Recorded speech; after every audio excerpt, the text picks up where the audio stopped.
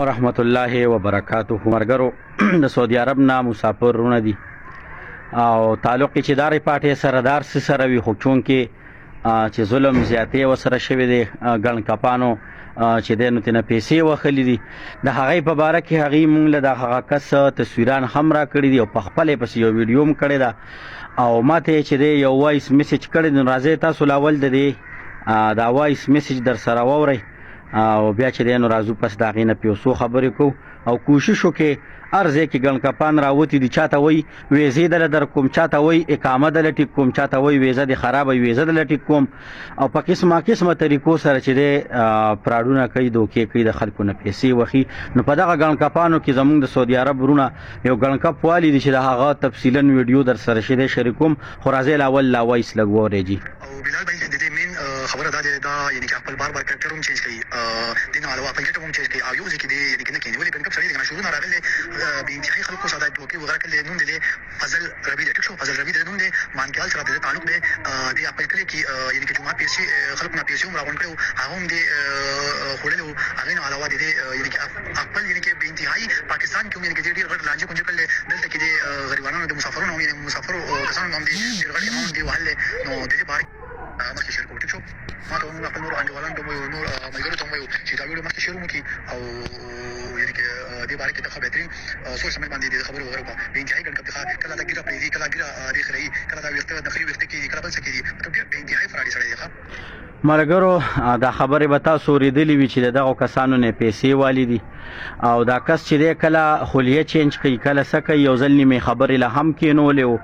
او بیا چې دی نو د هغې نه پس چې دی حساب کتاب یې خبرې ورسره کړي دي. د دې کس هم چې دی دا چې چا نه پیسې والي ده هم د سواد بحرین سره دې خلکو تعلق دی او دغه هم د سواد بحرین مانکیال سره دا چې کوم تنه پیسې والي دي تعلق دی. الان کې خپله مسئله ده، خو چونکې دی ته چې دی په دغلته کې په سعودي عرب کې اوس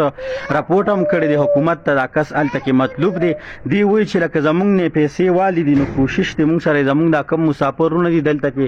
او دې کس نه یو خو ځان وساتي او بل چې دا چې کم سم خلک دی د دې نمبر در سره زه په کمنټ کې شریکوم. نو که دا کس چېرته کې هم چا د چادیره کې یو ځای بل ځای کې ولیده دی له دې رنګ ورکړي، کېدای شي دی د شورتي په زوري خپل څه جیک جنګوي. نو د دې سره خیر دی لږ تعاون او مرسته وکړې،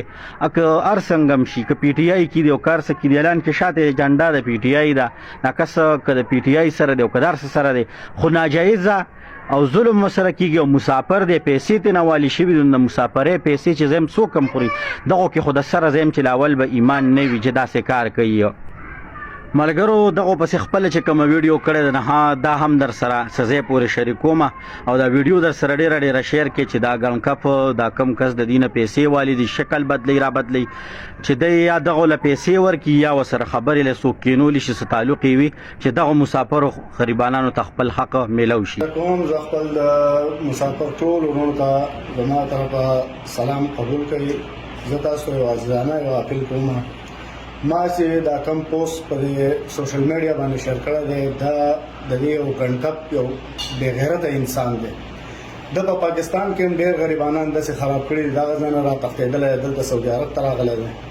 دلته په سعودي عرب کې د زموږ د ټولو غریبانو د ملګرو نه وروڼو نه ټول راغلي، دلته خپل غریبي کوي، ډېر په مشکلاتو ډېر په مشقت سره دا پیسې پیدا کړي او دې ګڼ کپ د دوی نه هغه پیسې چا نه د ویزو په نوم باندې، چا نه د اقامو په نوم باندې، چا نه د کاروبار په نوم باندې هغه پیسې د دوی نه ووهلې دي. اوس دا غیب شوی دی، کله د اوس کمې کانټیکټ نمبر یې نمبر یې د خپلې بندي کړی دي، 10 ورځې یو ځای کې، 15 ورځې بل ځای کې، هفته بل ځای کې، کله دی ګیره پرېږدي، کله ګیره وخوري، کله نقلي ویښته کېږدي او دا ټول مسافر یې دلته دوکه کړي دي. ټولو نه یې داسې د غریبۍ هغه مزدورۍ په سور نور باندې خلکو مزدوریانې کړي دي، هغه پیسې راغونډې کړي دله ورکړي دي او دې ظالم هغه پیسې ټولې دونه اخیستې دي او اوس غیب شوی دی. اوس د چا په لاس نه راځي. زه خپل ورور ته دا یو ملګرو تاسو به چې دی د دا خبرې اورېدلې وي چې دغو په سور نور کمې ګټلې روپۍ وي نو هغې ترې نه وښلي دي، نو کوشش وکړئ چې د ده ته دا کس یا په لاس میلو شي یا دا ویډیو دومره شیر کړئ چې دې کس ته ورورسي او د دغو سره کښېني،